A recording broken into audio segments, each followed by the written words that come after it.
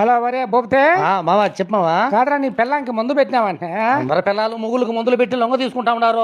అందుకని నా పిల్లకి మందు పెట్టి నేను లొంగ తీసుకున్నా. కాదరా నా పిల్లం ఒకటి ఏమంటే తిడతా ఉండదు కొట్లాడుతా ఉండదు అంటా ఉండవు. ఇప్పుడేం కొట్లాడలా? నోరు ఎత్తలా మామ, అసలు ఆ మందు పెట్టినప్పటి నుంచి నోరు మూసుకొని ఉండదు ఇంట్లో. ఈమె కాదరా అప్పుడు నా పిల్లం నాకు అన్నం పెట్టలేదని చెప్తా ఉంటావు కదరా, ఇప్పుడు పెడతా ఉన్నదా? ఇవాళ మధ్యాహ్నం 11 గంటలకి 2 సార్లు బియ్యం పెట్టి ఆమెను బాగా కడిగి ఆమెను పొయ్యి మీద పెడతానా.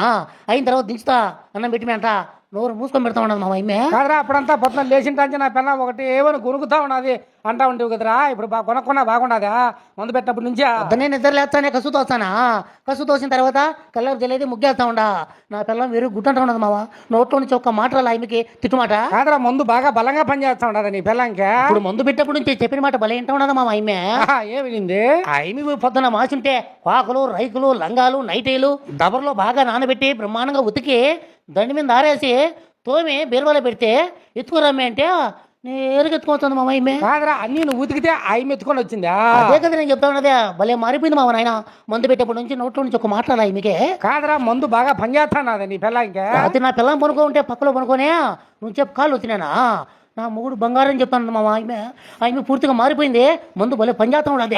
పొద్దున బోకులన్నీ కడిగినావంటే ఏమింది నీ పిల్లము? ఏముంటది మందు పెట్టిలా నా మొగుడు బంగారం అంటా ఉన్నది. నోట్లో నుంచి ఒక మాట రాలా ఈమెకి. నోరు మూసుకో, ఫోన్ పెట్టా అడగల నా కొడక. ఓ మామ మందు బాగా పనిచేస్తుంది మామ మా భార్యగా.